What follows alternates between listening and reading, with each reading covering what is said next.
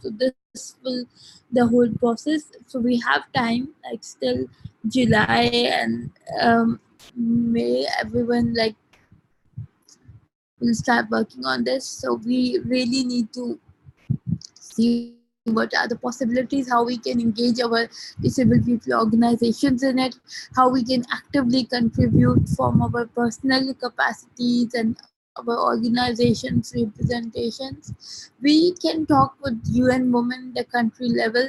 We can also talk with different international organizations. So develop some kind of like if they can assist us to work closely with the government. Where most of the countries have the women network in the countries that already existing, so we can get in touch with them and talk to them how they are reviewing from the gender perspective. So all important to include our recommendations there. How, because most of the people having not that understanding like how bureau- this Beijing platform is more relevant to the concerns of women with disability. So we have like clear relationship with that in terms of women and health, violence against women and the economy, institutional mechanism for the advancement of women, human rights, and then the girl child. So these are the areas which are clearly indicated in the Beijing Plus document. So we can take those recommendations and also the UN Convention on the Rights of Persons with Disabilities, which Miju is going to talk more about it. But we can create the linkages between these two and see how we can give the official language to the document, how we propose our recommendations to the state so they can incorporate it as like very importantly, and they can like review that and also incorporate in the final recommendation from the country national level reviews, and then it come back to the regional level and then same as the global level. So we have like some of the recommendations, maybe you will see in the next slide. It's ensure that women with disabilities have access to information and services in the field of violence against women. So this is one of the key recommendations we can give to our government representatives, and also ensure access to and develop special programs to enable women with disabilities to obtain and retain employment and ensure access to education and training at all proper levels in accordance with the standard rules on the equalization of opportunities for persons with disabilities, adjust working conditions to the extent possible in order to suit the needs of women with disabilities who should be assured legal protection against unfounded job loss on account of their disabilities. So, and also in the last, this is more on the inclusiveness, how we see the women with disabilities as engaged in the whole mainstream cycle. So here our role will be start even if it's a men with disabilities or women with disabilities, since this platform is created by the EPWLD for all of us. So this is very important how we see to contribute in the survey. And after this webinar, we can conduct, the survey results will be compiled. So we need your voices to be there.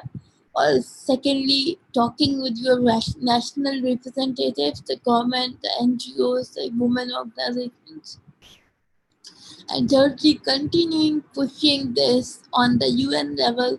So the UN women, when they have the regional consultations, they can talk more about women with disabilities.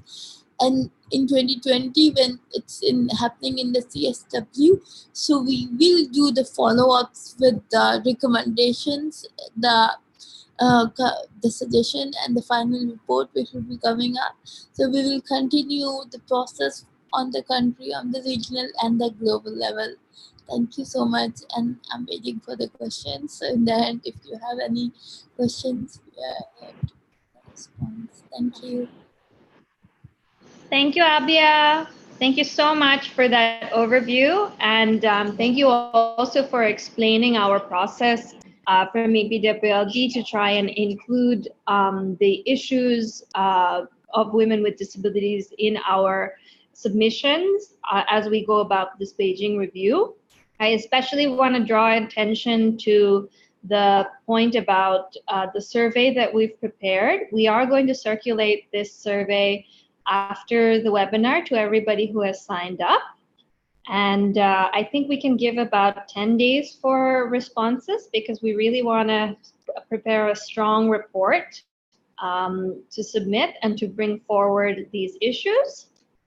And just to note that, as Abia said, we've translated in a couple of languages. We have also prepared an audio version for those who are visually challenged. And we look forward to sharing that with you after this. And now I'm going to invite our next panelist, Miju, to speak a bit about the international mechanisms and connections between not just women with disabilities rights, but also how it also echoes. As Miju has said, that she is currently one of the committee members of the for the Committee on the Rights of the Persons with Disabilities. So we're really very glad to have her on and to speak on these issues. Miju, I'm unmuting you right now. It's all yours. Thank you so much. First of all, I would like to my warm and love to Susan Siegel and Cindy Lewis, my user, as the first graduate member of the WILD. I was participated in the Beijing 1995 with my user and other international leaders as a very young potential leader from South Korea, just to start women with disability movement, and how I learn how much I learned from them, how to make our struggle and to speak out, and how to cooperate internationally and to support each other. And through the first WILD Institute, I learned too many skills and knowledges, and especially loves of ourselves to be an activist to raise the women with disability issue in South Korea and also the regional and international level. So I also very emotionally moved in this time. When I look back the Beijing during the 25 years, when I go back to the Beijing conference, this conference totally changes my life, totally changes my life to can devote women with disability rights. So thanks again to be with Susan Siegel and Cindy Lewis with us in this moment.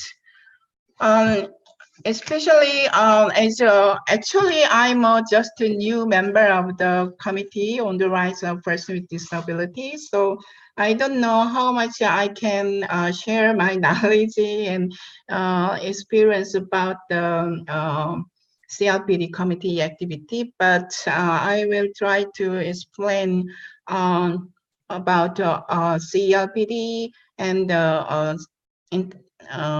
CEDAW, how what related our rights. Now, international mechanism, in the international mechanism, women with disability as a member are two, as you know, the CLPD and CEDAW.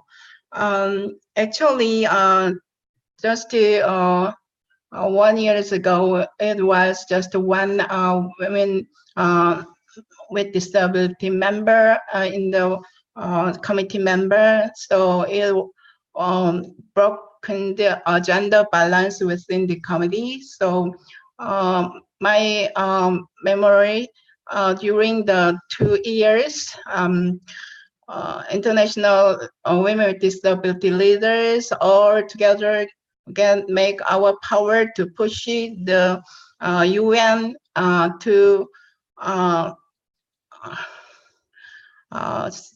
UN, especially the each state party had to nominate women with disability as a candidate for committee on the rights of persons with disabilities, and finally six member of six women with disability was elected last year.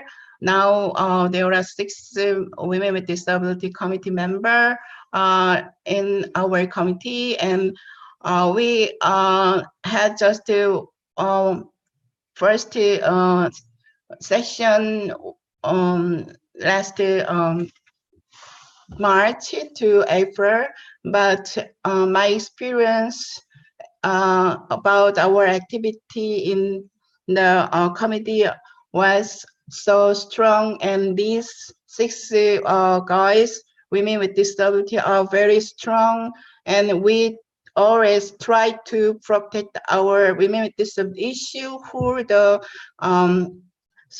CLPD convention, and always strongly ask it to the state party who are in the Geneva. We try to express how much women and girls with disability issue are important, and not just to Article 6, but gender perspective and the gender-related article are spread to whole the CLPD CLPD. So just I would like to happily share that six women with disability members, we always try to uh, mention about each of the article, women and girls with disabilities issues. And last year also, it was a very historical moment that our colleague Anna from Spain was elected a member of the CEDAW. It is the one of the historical thing for us, because in these days, in the international human rights mechanism, women with disability issue try to extend it to whole of the human treaty body. So Anna elected as a member of the CEDAW is the one of the um, historical signal that women with disability, now it is time to have to must involve the women's policy all of the state parties, which have to implementation of the CEDAW to their national level. Now, I would like to more explain about what is the issue in the international human treaty bodies. What does human rights law say about the rights of women and girls with disabilities? International human rights law clearly establishes the right of all human beings to non-discrimination and equality. The Universal Declaration of Human Rights, UDHR, protect women and girls with disability against discrimination on account of their gender, as does the International Covenant on Civil and Political Rights, ICCPR. The most important specialized international human rights treaty addressing the rights of women is the Convention on the Elimination of All Forms of Discrimination Against Women, CEDAW. While CEDAW does not specifically address the rights of women and girls with disabilities, So it affects to all women and establishes an important framework and obligation related to the non-discrimination in the public and private sphere. Um, the CEDAW committee, the body then monitor implementation of CEDAW, issues a general comment calling on states to include information on women and girls with disability in their report to the committee. And in the CLPD adopt, their approach was a twin track, is addressing the rights of women with disabilities. This is the maybe characterized in terms of more general approach and more specific approach too. Especially in the general obligation to address gender discrimination, equality and non-discrimination from the cornerstone upon which all human rights are constructed.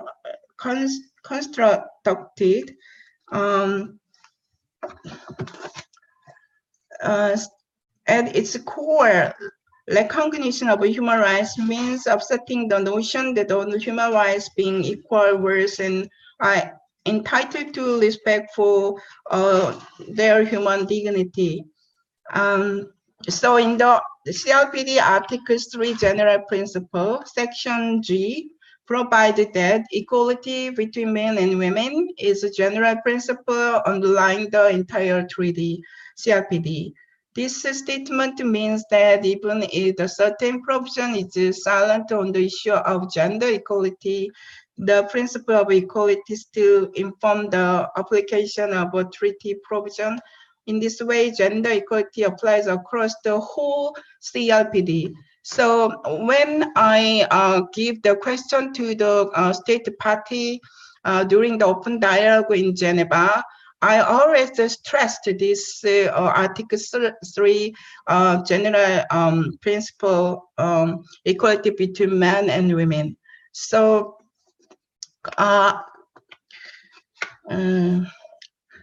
no, this is not the general comment number 3. I mean, this is the CRPD Article 3.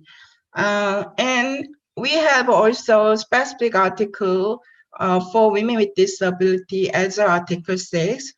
This Article 6 recognizes the state to have the duty to address the multiple discrimination facing women with disabilities. It declared the state party shall take or appreciate measures to ensure the full development, advancement, and empowerment of women for the purpose of guaranteeing them the exercise and enjoyment of women with disabilities of human rights. And we also specific obligation to address gender discrimination in CLPD. We have related several articles with women and girls with disability, especially focused on the gender-specific approach is with respect to exploitation, violence, and abuse.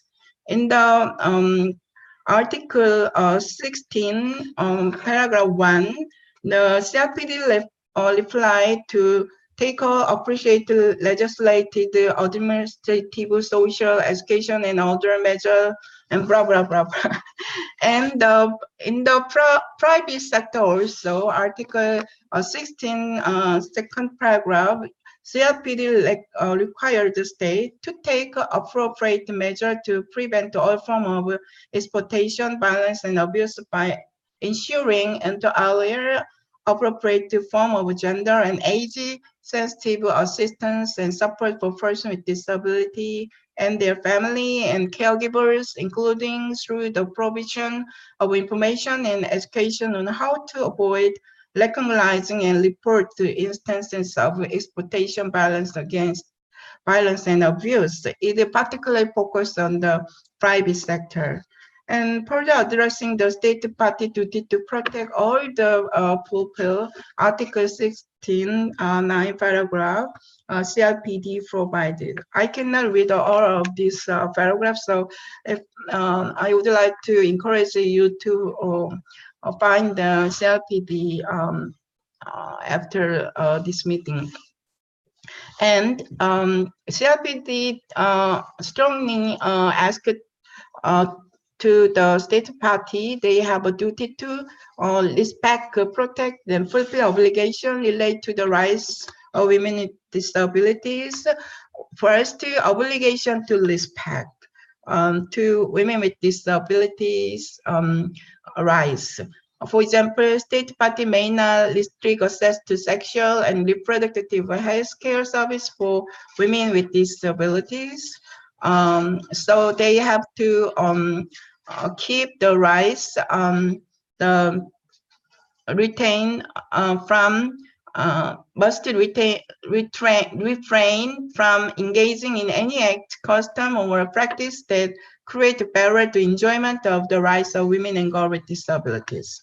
And also, state party has the obligation to protect and protect to take action to ensure that non-state or private sector does not violate the right of women and girls with disabilities, and state and they also have to take up a proactive step to ensure enjoyment of the rights of women with disabilities.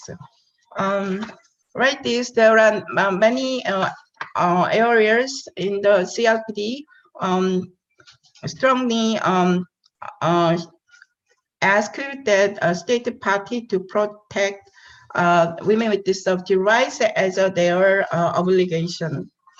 A specific form of the gender discrimination and the inequality experienced by women and girls with disabilities situation. So we focus on the gender balance and access to the justice and access to the rehabilitation services, access to the essential health care, and right to sexual and reproductive health care issue.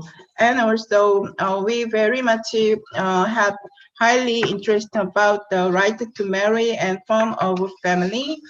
Because some of the women with disability who live in Arab or under the custom um, law, they have a vulnerable situation on related issue to marry and have a family.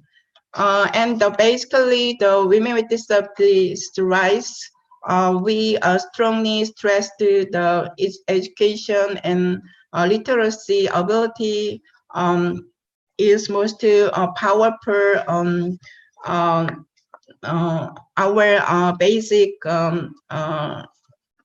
way to protect women with disability. We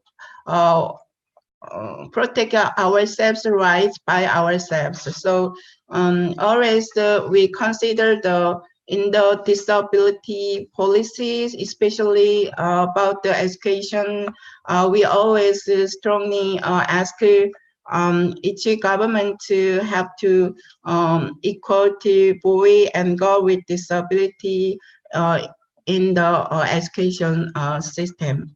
Also, main very important issue to be independently live as a person. Women with disability must have to protect and to have a strong support to into the workplace without any discrimination. And basically, state party must support the adequate standard of living of women with disability by their law, and to try to have they have to basic income and disability insurance without any discrimination and sufficiently. And I don't know, maybe in the future, we will have more, we will have another opportunity to share deeply, look at the CRP, who of the CRPD,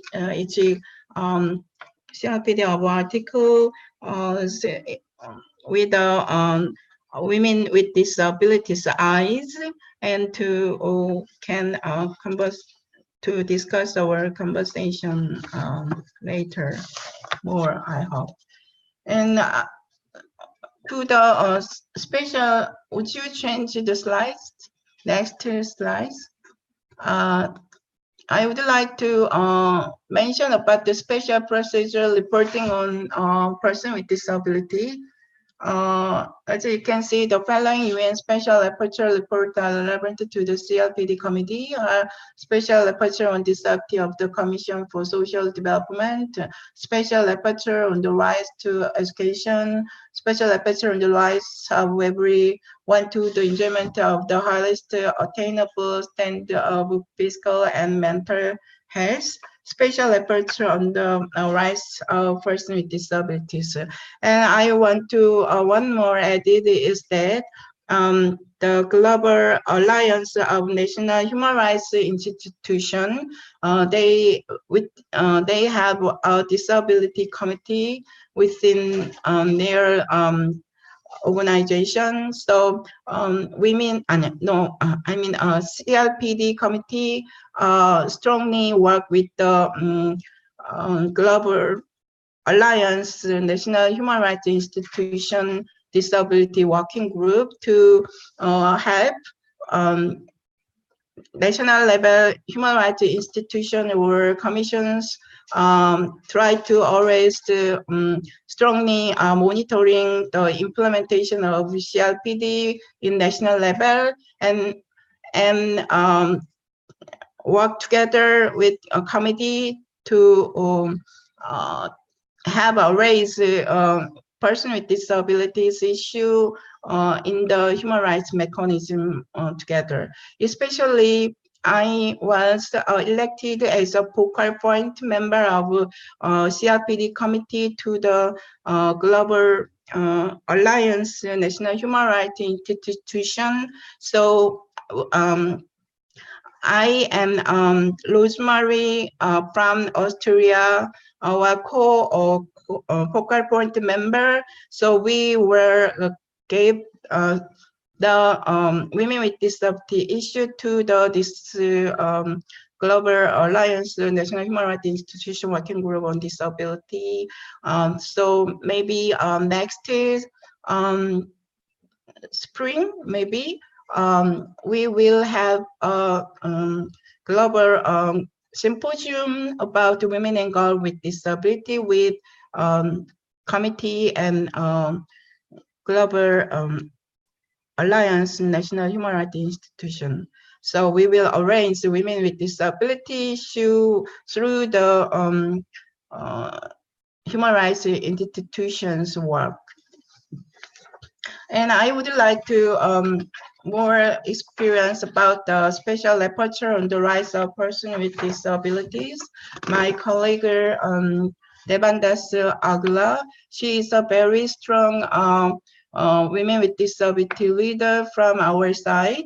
And in these days, Catalina Debandas Agla, she as a special rapporteur on the person with disability, very strongly works through the whole human treaty body within in the UN.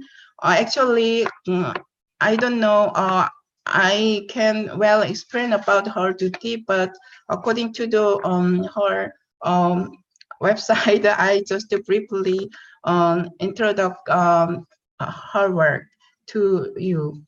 Her mandate of the special rapporteur is develop a regular dialogue with state and other stakeholders for the identification, exchange, and promotion of good practice related to the realizing of the rights of persons with disabilities, and received and experienced information and communication on violation of the rights of persons with disabilities. And she also consulted with and involved the person with disability and their representative organization, and to share the human rights situation of person with disability in the world. And she make a concrete recommendation to how to better promote and protect the rights of persons with disabilities. blah blah blah. It is her work mandate. Um, Maybe in next time we needed to invite her to this kind of our online workshop to share her work and to um, and share give the opportunity to share how she was strongly work for the women with disabilities rights as a special reporter. So I would like to move to the next slides. It is the next session. CRPD committee um, explain. Actually, as a just a new member, I received just state parties report and some of the NGO report from our secretary office in Geneva about these countries. Um, Even though I had just one time experience participating in section, but my strong question and doubt was that when we had an open dialogue with each state party was scheduled um, the spring session in this year, there were no women with disabilities representatives who can speak out themselves to the directly to the committee. Some of the country DPO group, the man with disability leader always try to representative for women with disability, and they didn't well understanding women with disability leaders must to be a Geneva when their state party had open dialogue with committee. They needed to speak out to their rights directly to the committee, but unfortunately, 2 or 3 countries without 3 or 4 countries, I couldn't meet women with disability leaders from all of the state parties during the session. So I think we always gathering into the convention on the state parties conference in the New York, but actually who try to change their country, women with disability leaders must come to the Geneva and to speak out and to provide the real information about their situation to the committee. But unfortunately, I think not enough financial support, and even some of country women with disability leaders were they didn't have any experience training how to monitoring and how to provide their rights situation as a report, payroll report, and to how to network with internationally to support their voice into the federal report like this. So as a member of the committee member, my personal thinking is that we also to have national level and rural level or more difficulty area, women with disability leader can bring their voice to the Geneva. And so that is what I want to share this. And I would like to go next slides. And my experiences throughout the last 10 years, I mean the 1 decade, when I read the whole of the state parties report during the 1 decade, some of the country never answer or gave their response or resource or policy about Article 6 and related to women with disability article in the Article 3. So CRPD General Comment number 3 about Article 6 is um, very essential, important document to the state parties. They can how to implementation women with implementation of what CRPD say about women with disabilities rights and how they can protect and support. But what is the real serious thing is that this general comment are not usually translated their own language to the each state parties. So not easy to the women with disabilities can approach that general comment number 3 to help their enhance their voice through the CRPD. I don't know in these slides, the section B or section V, it is so now I cannot explain well about this section B or section V, but I would like to share with you in this time about the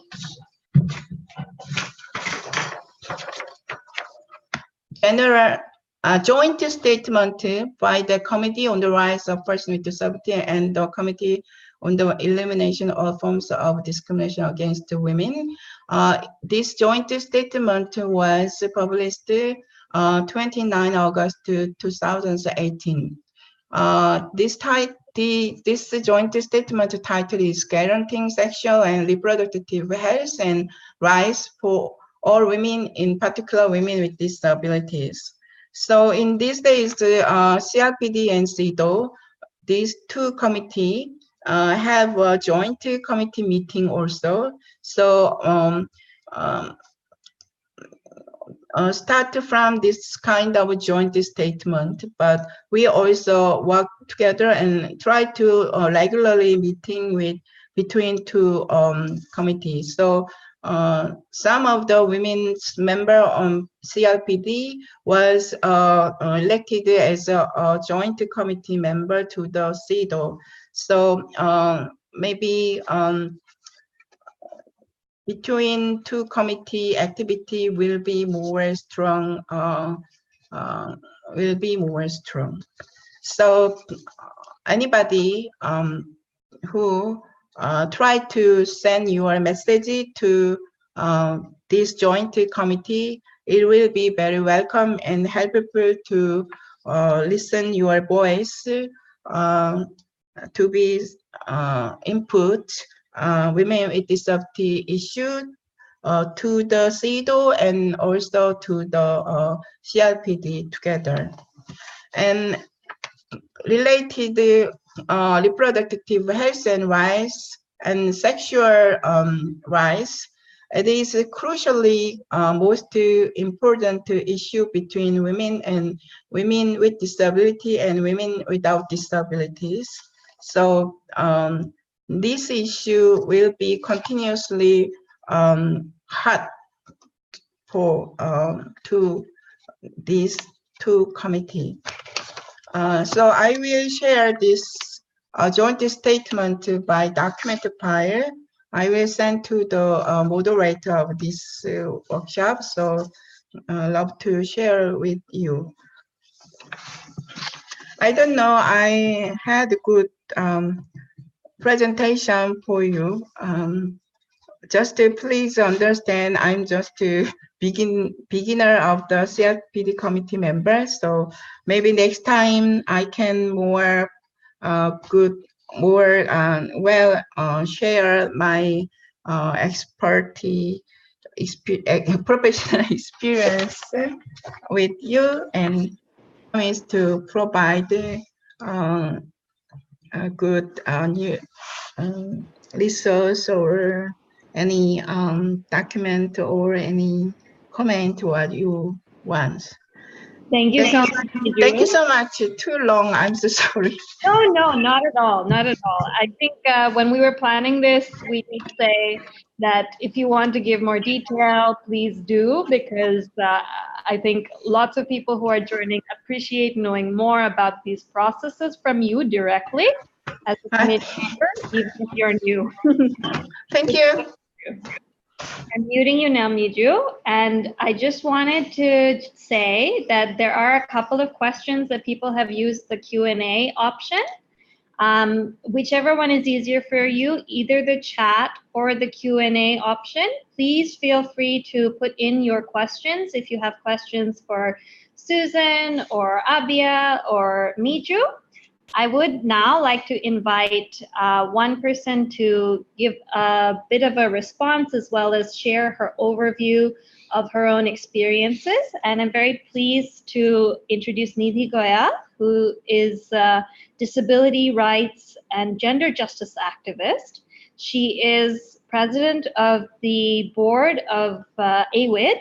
She is also on the Global CSO Advisory Group for UN Women, and she has her own NGO in India, which is called Rising Flame.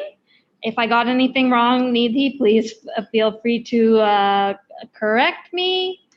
And I think you should be on. Please share your thoughts and reflections on some of the points that have been raised and anything else. All yours. Hi, am I audible, Sanam? You're very clear. Thank you. Thank you very much for the introduction and a big thanks for inviting me here.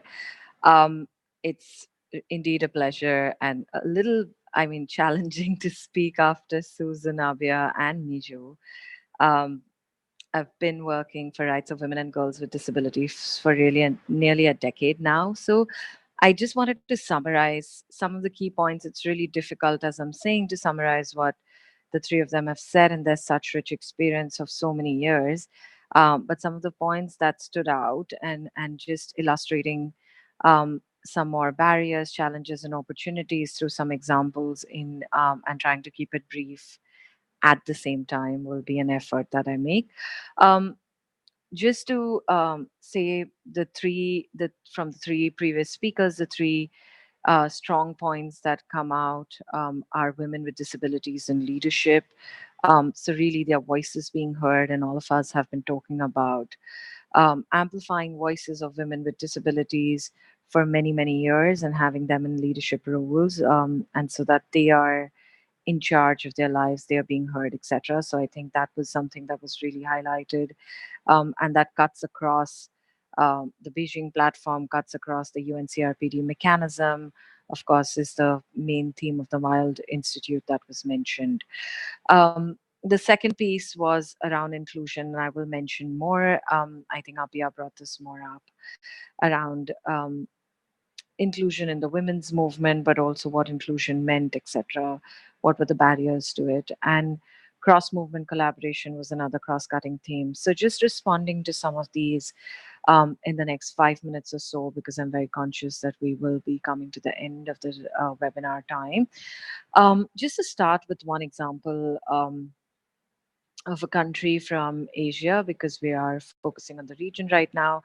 I was training the women with disabilities and working with them to get the CRPD reporting, the shadow reporting, which Miju has very kindly explained to us in detail. We were trying to get the networks and getting women with disabilities together, providing the technical support and training needed to file the shadow report and to take some of that, take a lead in that advocacy. Um, there were, just bringing women with disabilities together was difficult if we had to think about the intersections within women with disabilities, right? It's not like we're a homogenous group. So, thinking about women across disabilities, thinking about the rural urban divide, thinking about indigenous women with disabilities, etc., etc. So, a small group was brought together considering all of this, all of these points with the help of the local and national activists in that particular country.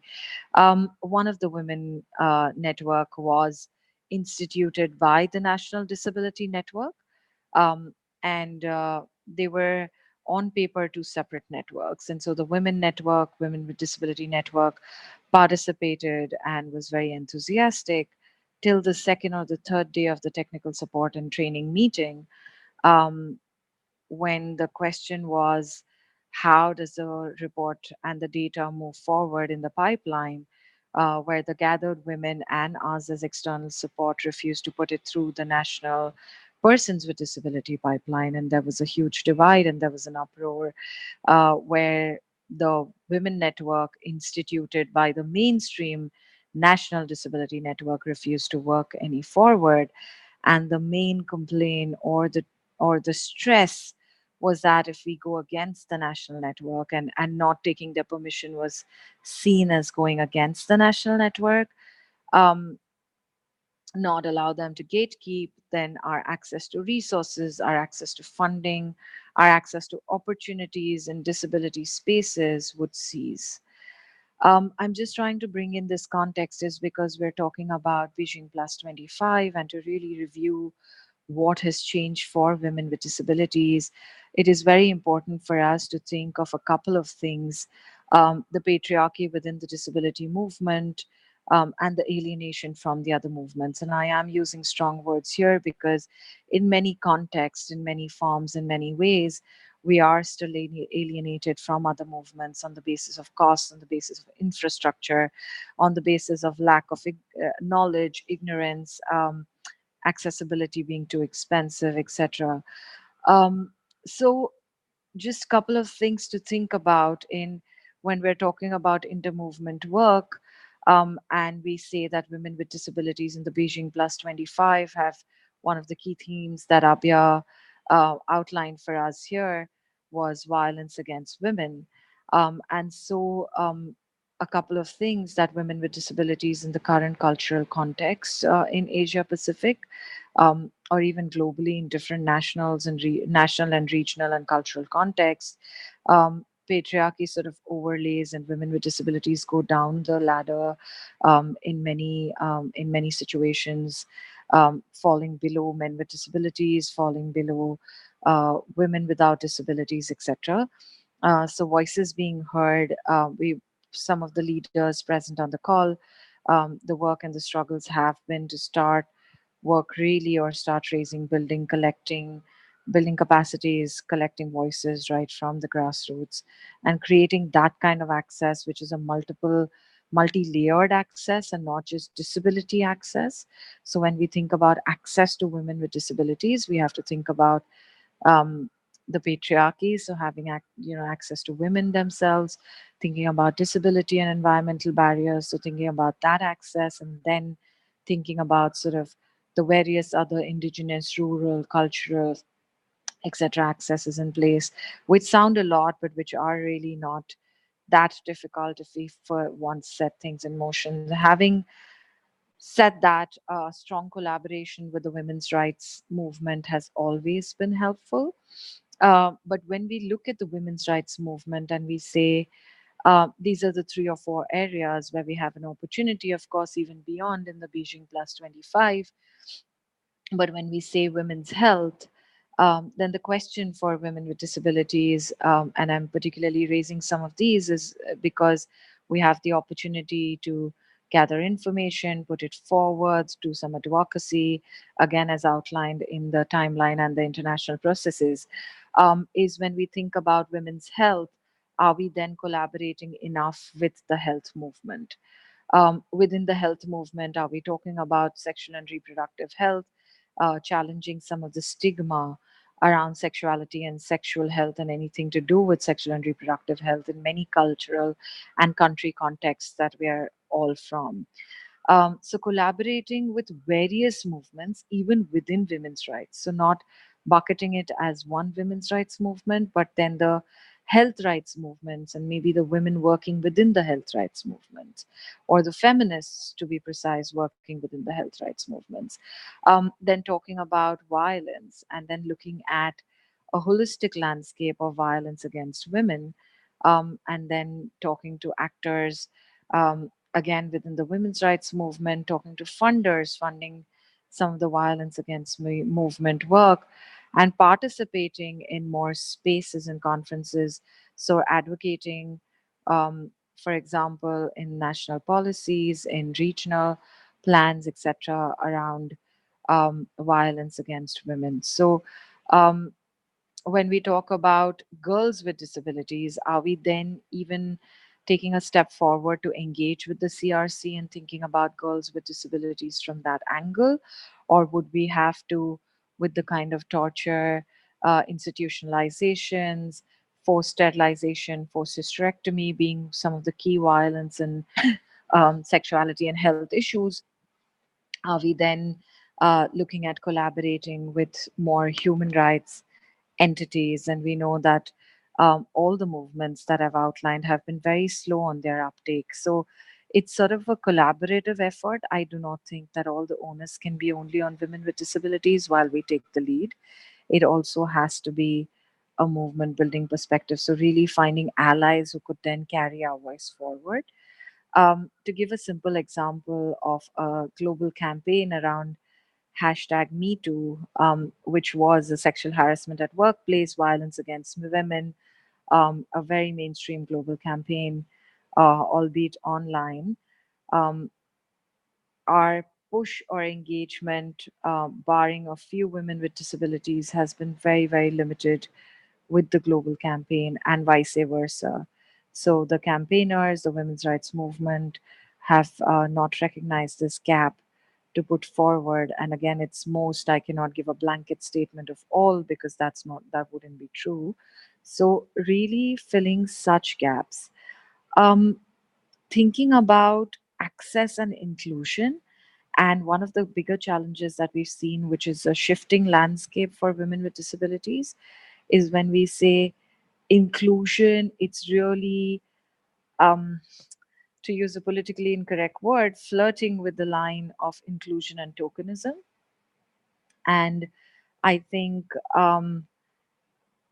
having women with disabilities to, one, very important to hear their issues from their voices. So carrying forward the statement, the mantra of the disability rights movement of nothing about us without us, somehow somewhere gets lost within, for women and girls with disabilities, within the disability rights movements as well. And I do recognize when Miju says that many countries there weren't women with disabilities reporting on the issues at all, because nothing about us without us, unfortunately, doesn't apply in many country contexts and regional contexts to women with disabilities when it comes to the disability rights movement itself.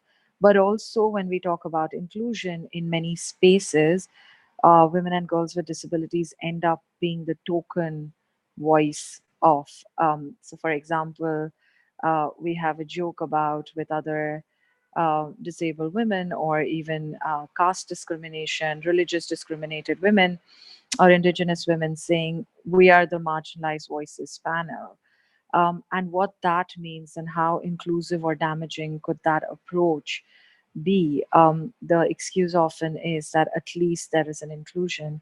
And I think it is time with Beijing Plus 25 for women with disabilities to move beyond the at least, and gain the leadership and power in the real sense of the word, in sense of the word.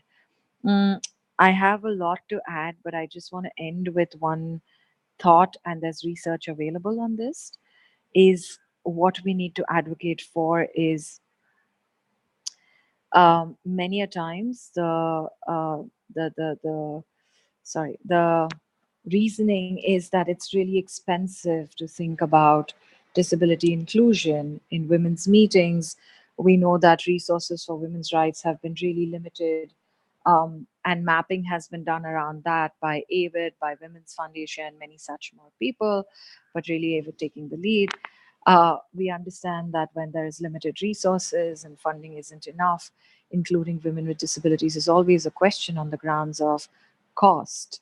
And there are studies out there that say that cost of exclusion is way higher than any cost of inclusion that you may incur, even if you go beyond the human rights of being the human rights violation, if you exclude voices, the right to be included, the right to be not discriminated, the Article 3 that Miju was talking about.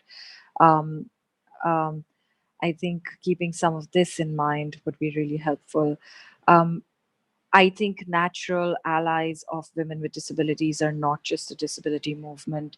It is really various actors and various intersections within the women's movement, not just, again, the women's movement as a whole. And I think recognizing that is extremely important. So when we talk about women's economic rights, are we talking about women with disabilities? When we're talking about women's health, are we talking about women with disabilities?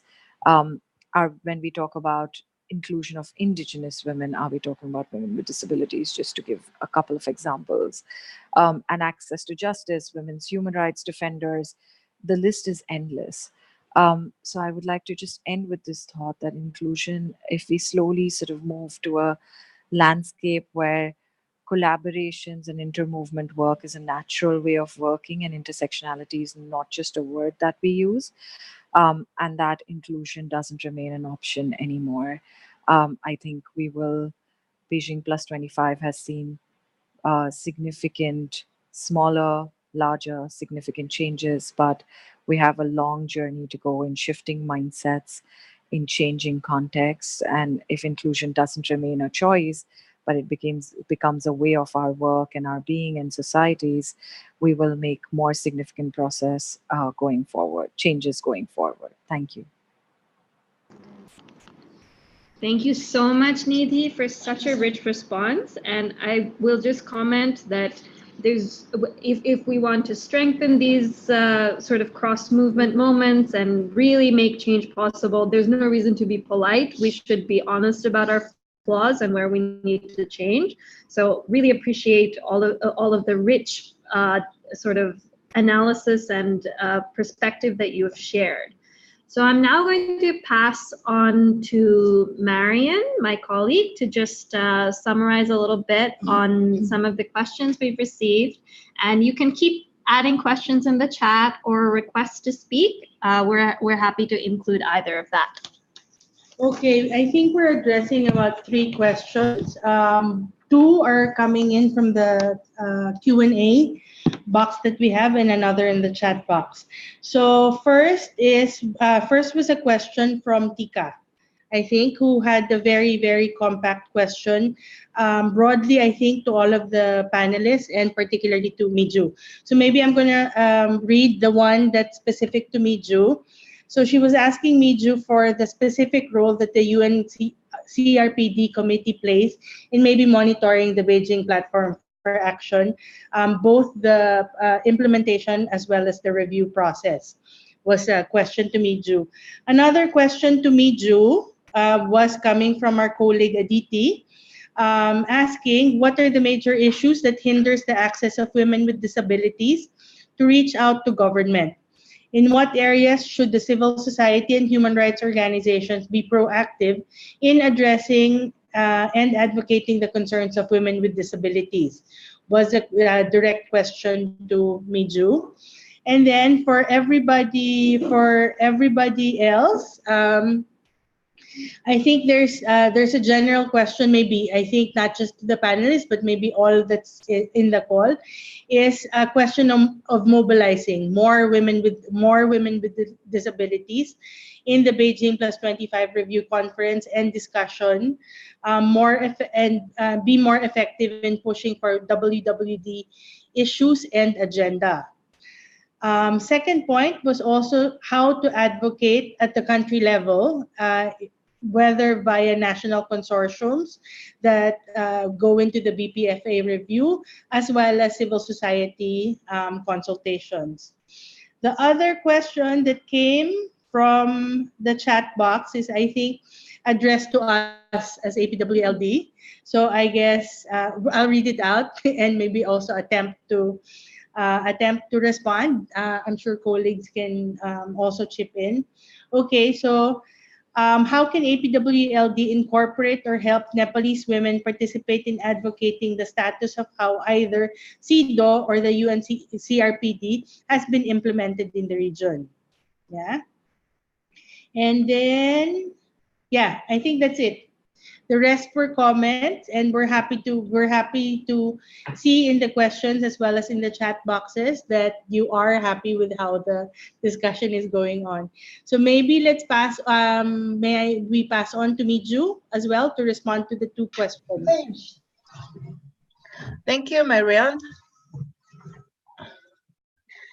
Yes, my dear friend Tika, you are one of the powerful women with disability leader in APW United in our network. You already had, I believe you had already had the experience of how to bring the women with disability voice from the national level to the committee in the Geneva. First, my thing is that we needed to we need education or training program about the gender and women with disability issue in the CRPD in national level, and through this kind of training program, we can catch up the women and girls with disabilities voice from themselves to related CRPD each articles, and then they can realize between the state party report and real situation of women and girls with disability themselves in their country, and then they can make parallel report about their country, and then after that, it is not easy to bring to the Geneva without any financial and other support. I know that about this situation, so we needed to gathering our power or idea how to bring women with disabilities leaders can participate to the committee when their countries was open dialogue.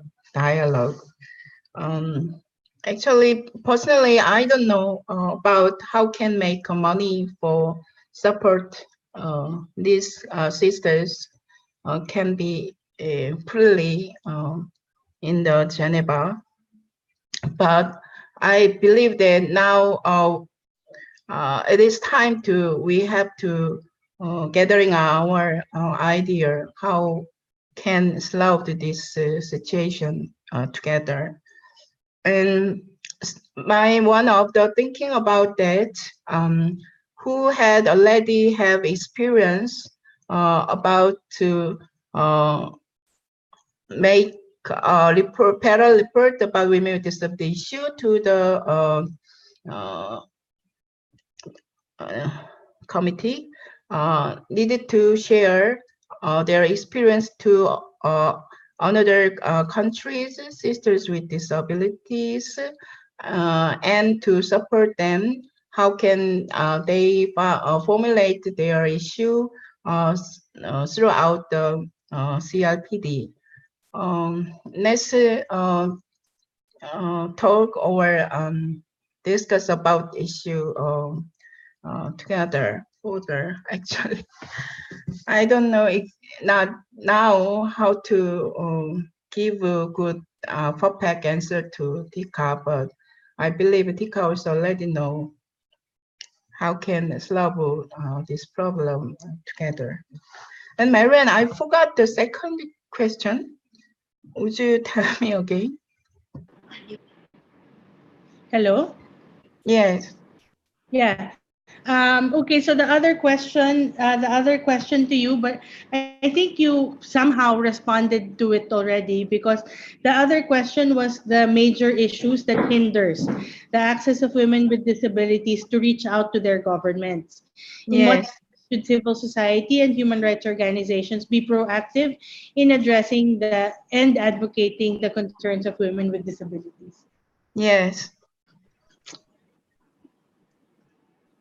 Yes, can you respond to that? Yeah.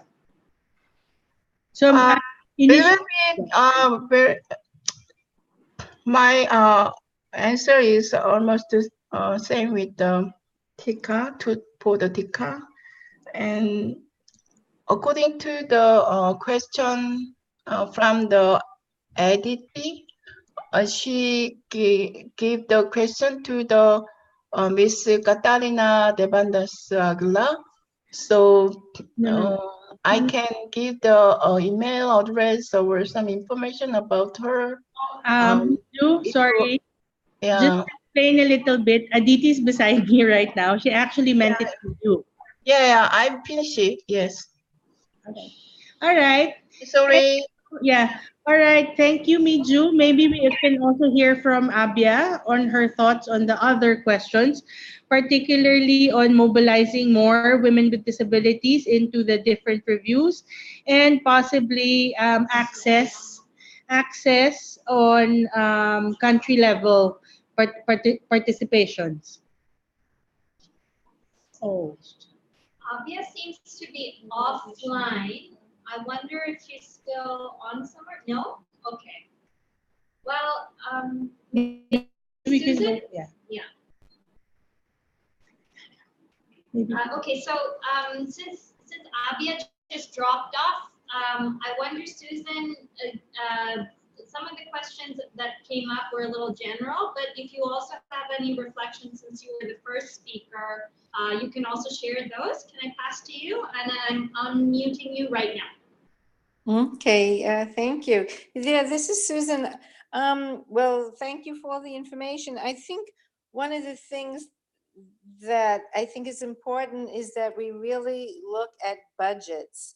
So when people say, one of the things that happened in Beijing 25 years ago is this whole idea of somehow disabled women come after non-disabled women, or we don't have enough money to pay for accommodations. So one of the points that I think is really important, that when people talk about inclusion, we ask very specifically, can you show us your budgets to show that you're including reasonable accommodation in all your budgets? So there will always be money to make sure that your venues are accessible, that there are sign language interpreters. Because until people put reasonable accommodation in every single budget that has to do with literacy, with health, with violence prevention, with all the issues that are so important, if you don't have reasonable accommodation in your budget, disabled women are going to be left out. And the second thing is, as we move forward to Beijing 25, is, as the other speaker said, that we need to be sure that women with disabilities are on all the plenaries and not just talking about disability, but are talking about health and violence prevention. So one of the terms that we use a lot is moving from inclusion to infiltration. And for us, that's just a way of saying that all these programs that are for women, or all these programs that are being policies, must be included. And inclusion, I think, has been taken too long. And so we have actually are telling grassroots disabled women to literally show up to the programs, to not wait for an invitation, and to really change the whole paradigm of inclusion, that this is not something we're waiting for, but is very active, and that and other movements need to take the time to infiltrate the disabled women's movement by finding the disabled women leaders and asking them how for advice. And again, all that talk will only really have teeth if there's reasonable accommodation budget line items to show that you're really planning for active inclusion or infiltration. So with that, I will pass it back to you all.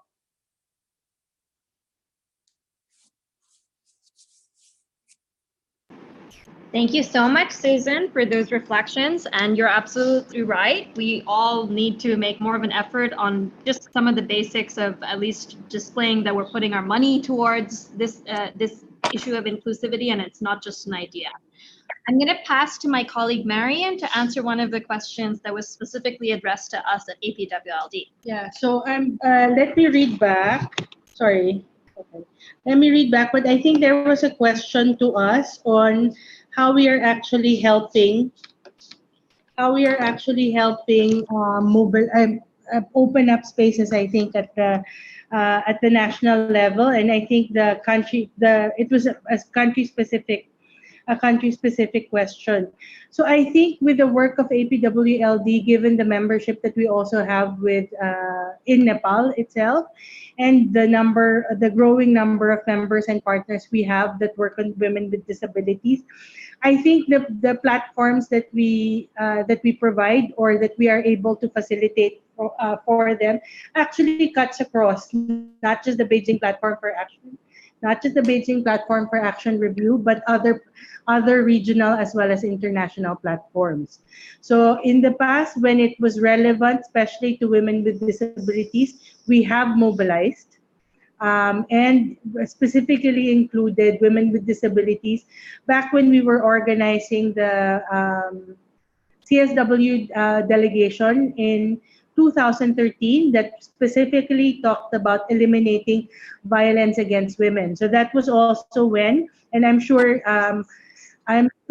Tika and Miju will remember this because they were part of that delegation. So just to reiterate that our support for inclusion and ensuring that voices of women with disabilities are included cuts across, not just on the Beijing, but the CSW and also even the Asia Pacific Forum on Sustainable Development. Yeah, where APWWDU members have also, when possible, have also been present and have held positions like being the co-conveners, for example, of the constituency on persons with disabilities, ABIA. ABIA was a focal point for a number of years. So I hope that somehow answers what we can. And just to backtrack a little on the process that Sanam's program did prior to this webinar was actually to give a small amount of grants so that national level consultations could also happen in the different countries. And do we have one for Nepal, Sanam? We do. Yes. Yeah, so we are, and I think it of all of the countries, I think Nepal was the one that was very inclusive as well of human rights defenders plus women with disabilities. And even indigenous women with disabilities as well. Yeah.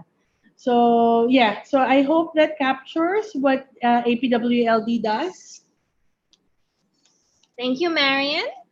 We're coming close to 2 hours, and all of you have been very patient. Really, really appreciate that.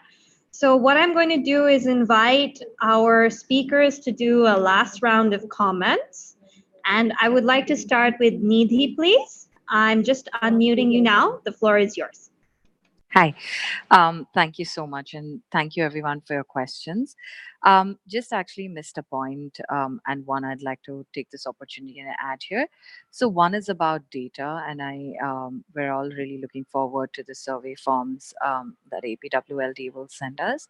But even in the national context, and I think Tika was asking that question around national implementation. I think really having the push for data and inclusion or having disaggregated data would be really important across sectors, across regions, across contexts, etc., to talk about, because to remove the invisibilization of women with disabilities in many forms.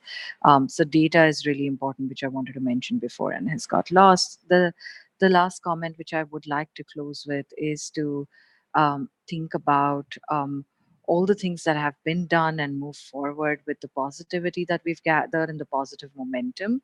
So to tap into the various opportunities, and one of them which I see clearly, particularly if your country is in review. For example, India will be up for review in the CRPD in September, but to tap into various human rights mechanisms, and when your country is up for review, to collaborate with the allies at that point, and particularly in the CRPD committee. Miju's here, and she can correct me, but to collaborate and to reach out to the empathetic, the women with disabilities, the empathetic members who are there, who are present, who are there to support and understand the context and the difficulties with which women with disabilities gather and come together. And to end with the thought of having more funding opportunities, having a platform to share resource commitments would be extremely important. Susan has um, uh, emphasized on that, and Mishu has said it again, that reaching Geneva is important. One of the key barriers is funding. So, leaving with data, allies, and funding is my three moving forward points and looking ahead kind of a spectrum. Thank you.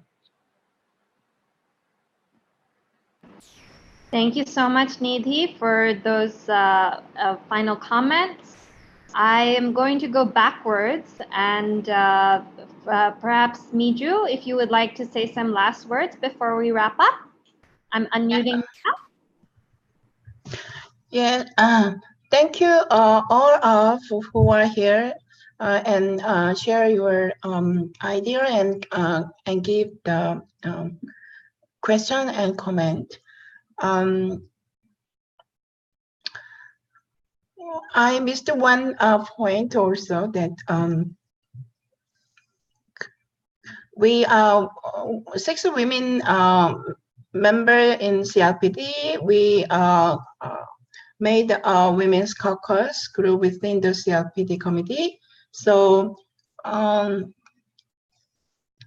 we always opened our mind to support women with disability, my colleague from all around this. So if I would like to share contact information with you. So if there is any opinion or try to share your any information or suggest or resource to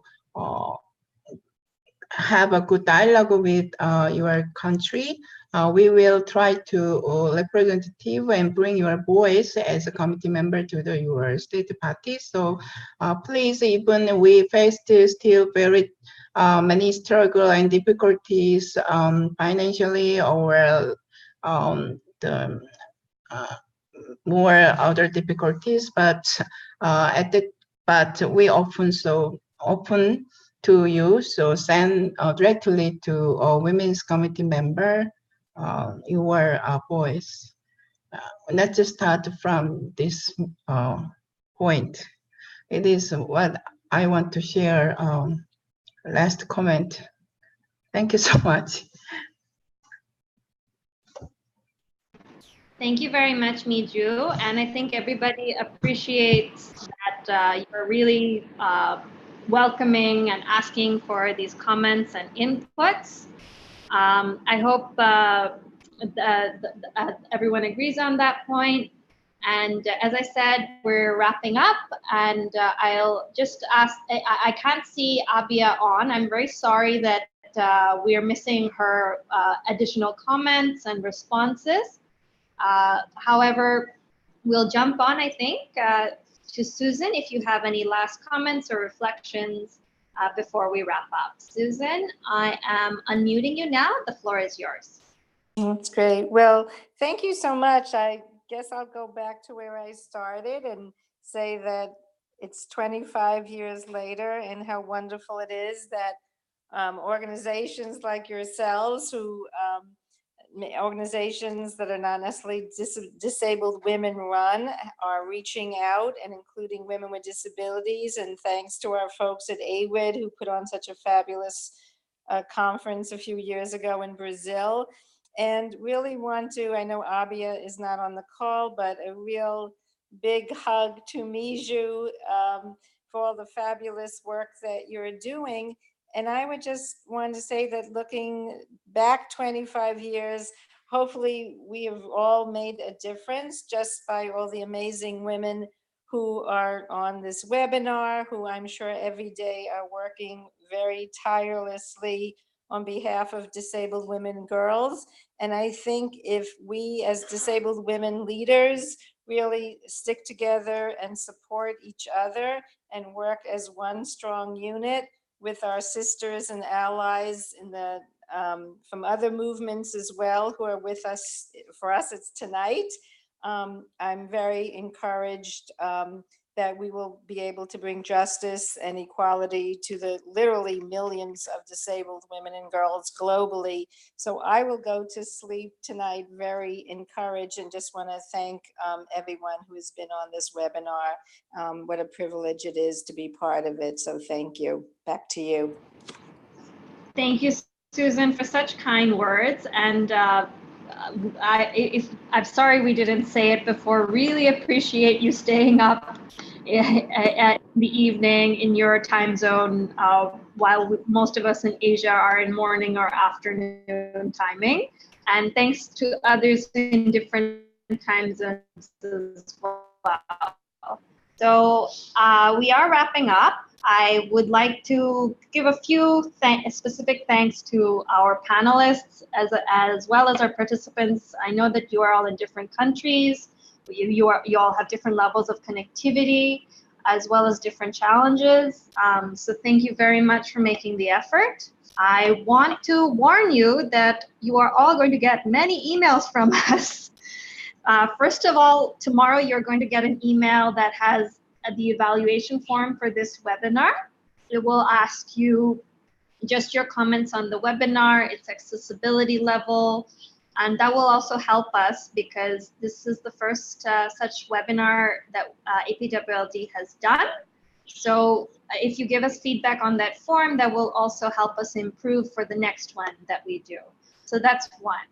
And another email is going to come to you with the survey that we've been talking about. And if you complete the survey, you will get more emails with follow-up questions, as well as maybe an initial draft of our report, and so on and so forth.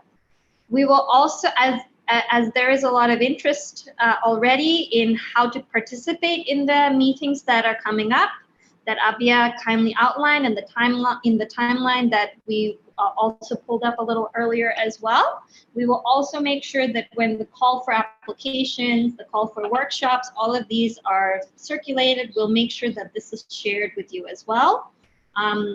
Not just from APWLD, we'll also push UN Women Regional Office for Asia and Pacific to try and share that information so that it goes out as widely as possible. So look out for a lot of messages from us. Please be patient with us. And we also understand if you don't have time to reply to everything, but we appreciate everything that you share with us. And I hope to see your responses to the survey. We all hope to see you present in the regional meeting in November, and maybe also at the CSW next year in March in New York as well. But of course, it's not limited to these spaces. We were talking about sort of having these connections across different movements, across different regions and spaces. I hope we continue the conversation going forward. So I see that in the comment box, we're mostly getting lots of thank yous and comments on really the excellent presentations that we got. So I think it's a good place to wrap up. Thank you so much for so many of you who've stuck around for over 2 hours. Unless my colleagues have any final comments, we're going to stop it here. And as we mentioned, we shared this stream live. We also are going to share the recording of this webinar for those who were not able to join, or if you missed some part at the beginning or at the end. Thank you very much. Have a good day. Have a good night. And let's hope we keep communicating. Bye-bye. Thank you.